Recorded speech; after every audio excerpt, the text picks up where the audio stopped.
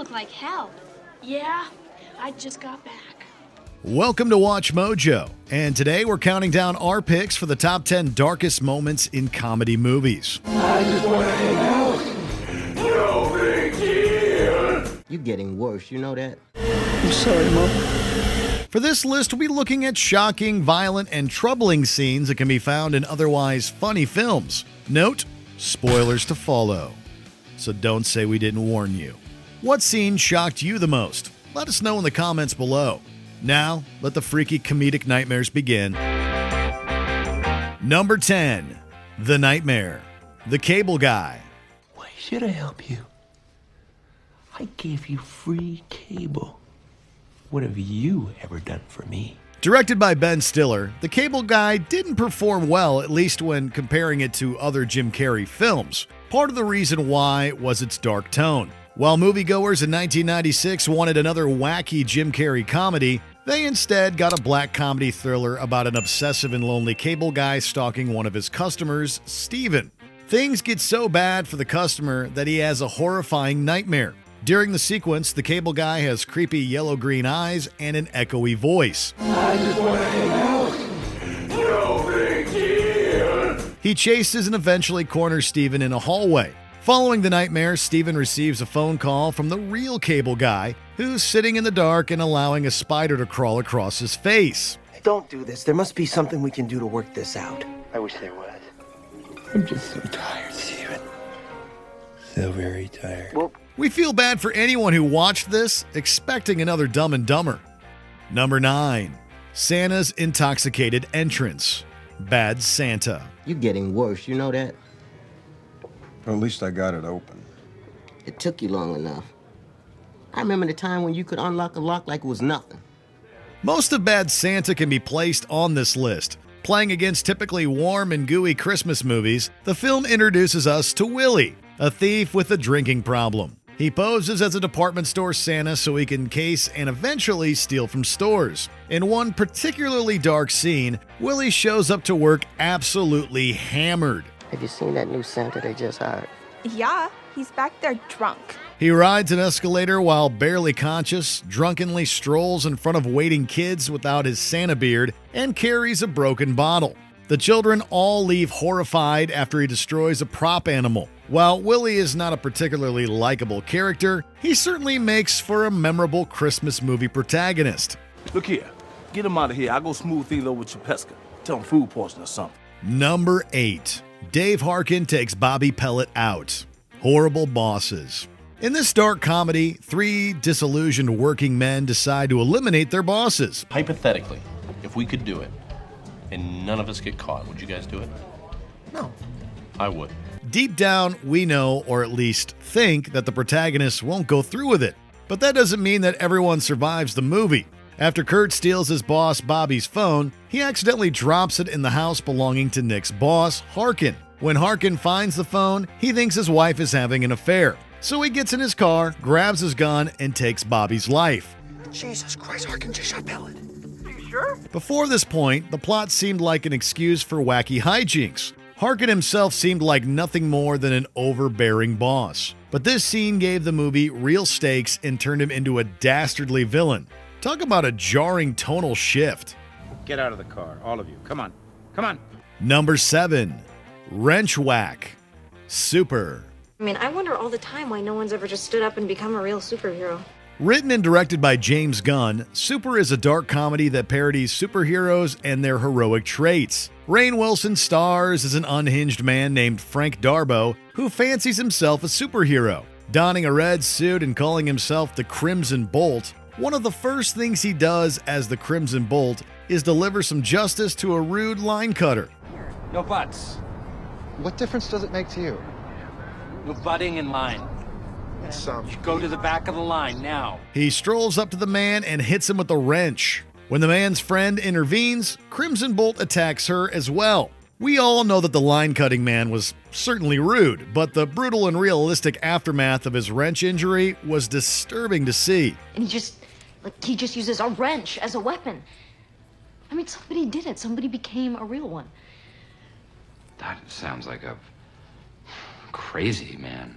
Number 6, Jason J.D. Dean's dark fate, Heathers.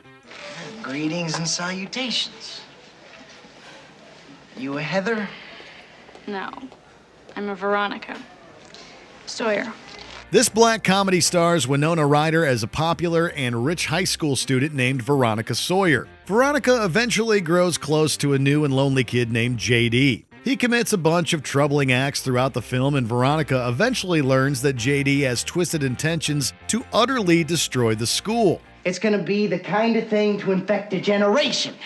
I mean, it's gonna be a Woodstock for the 80s. While Veronica successfully foils the plan and saves Westerberg High, she can't stop him from taking his own life. JD's plan and eventual fate are both extremely dark subjects for any movie, let alone a comedy. You look like hell.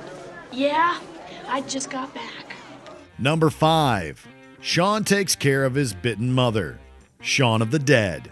Grab Mum, go to Liz's, pick her up, bring her back here, have a cup of tea, and wait for all this to blow over. Serving as the first entry in Edgar Wright's Three Flavors Cornetto trilogy, Shaun of the Dead is both a satire of zombie movies and a beloved member of the genre. While the horror comedy is wickedly funny, the third act is particularly gruesome and tragic.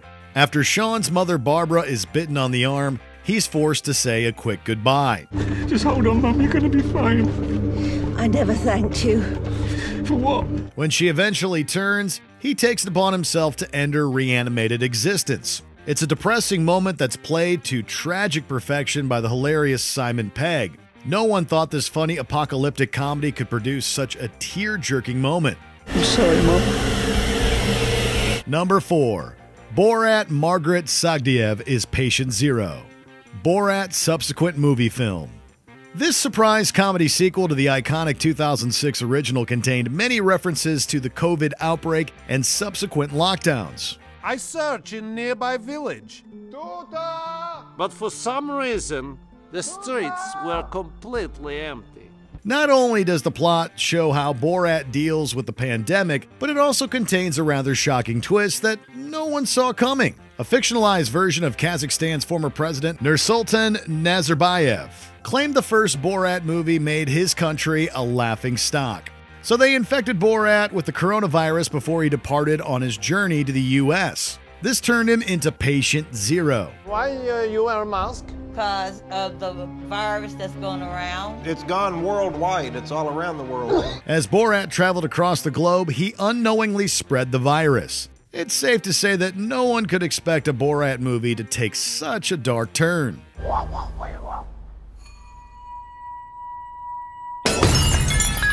Number 3. The Birthday Party, Parasite. 예, 제가 들으려고 들은 게 아니라 제가 들으려고 들은 게 아닌데 통화 내용이 또 들려오니까 어쩔 수 없이 저는 아버지, 지금 감정이 너무 막 여기 위에 올라가 있는데 그것 좀 여기까지 좀 내려보세요. Serving as a unique blend between comedy, thriller, horror, and social satire, Parasite is hard to classify. While the movie can be very funny, it also contains a terrifying climactic sequence that takes place during a child's birthday party. As the festivities continue, Goon-se attacks Ki-woo. Goon-se proceeds to fatally wound Ki-jong in front of her parents and party guests. After her mother attacks him in retaliation, Ki-jong's father, Ki-taek, takes the life of his boss, Mr. Park. By the end of the birthday party, multiple characters have permanently fallen. One is severely injured and another flees to evade the police.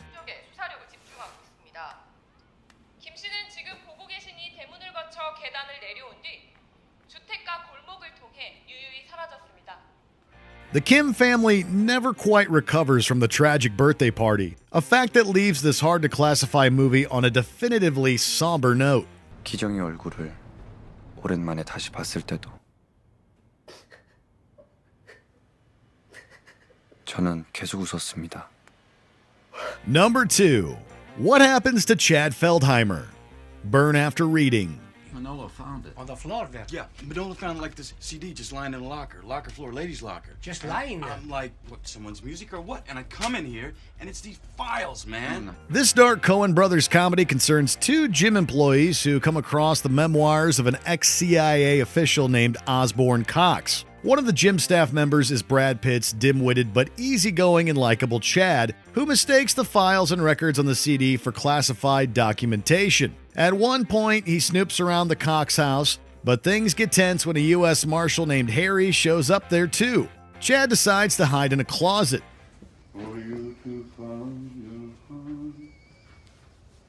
Live free.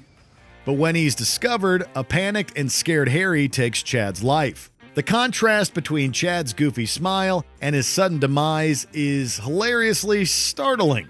It's also one of the most unexpected moments in modern movie history. Leave it to the Coens to craft such a hilarious and dark demise. So good to hear your voice. Something wrong? No. Yeah. Can you come home? Baby needs you. Before we continue, be sure to subscribe to our channel and ring the bell to get notified about our latest videos. You have the option to be notified for occasional videos or all of them. If you're on your phone, make sure you go into your settings and switch on notifications. Number 1. The Woodchipper. Fargo. What Shep told us didn't make a whole lot of sense. Oh no, it's real sound. It's all worked out. You want your own wife kidnapped.